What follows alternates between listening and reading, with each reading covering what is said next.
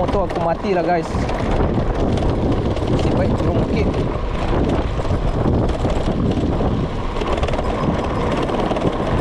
Apa masalah pula motor ni?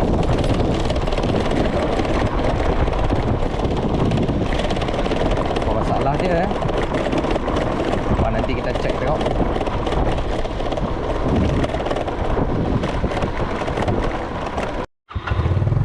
Oh, hidup lah guys. Okay. Kita sambung perjalanan kita. Kita sambung perjalanan kita guys. Jauh lagi ni masuk ke dalam tempat tersembunyi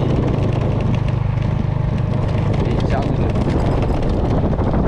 Okay guys, aku off.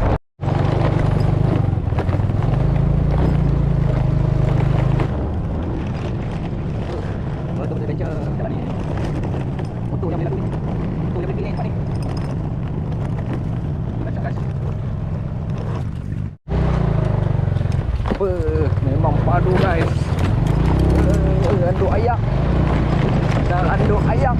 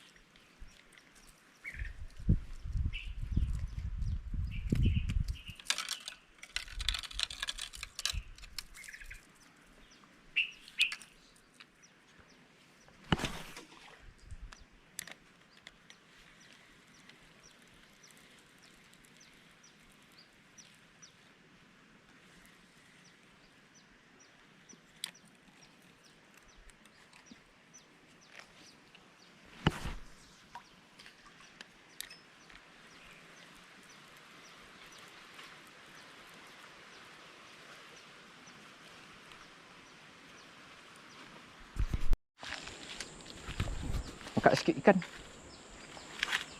Tu dia. Sebarau. Sebarau steady.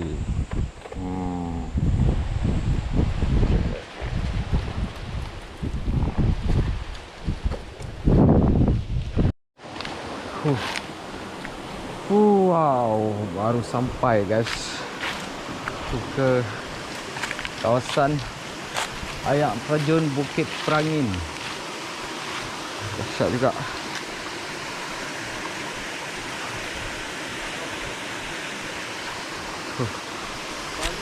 Padu. Habis lah takat ni ya kan?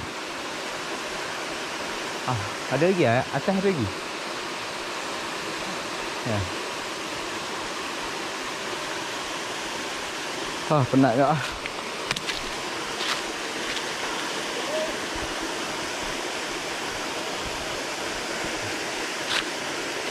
Hari ni kita main mengai dengan Alung. Dengan apa nama abang kita? Najib. Main kat Bukit Perangin. Dia buat dam mana ni? Buat dam ni.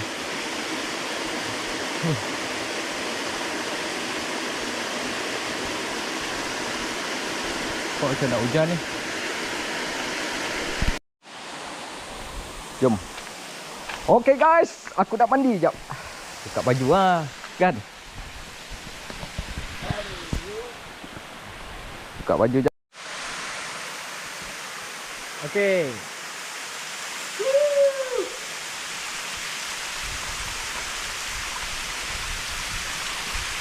Padu guys.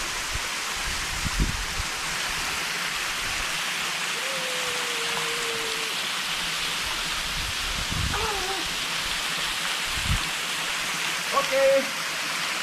Mantap. Mantap.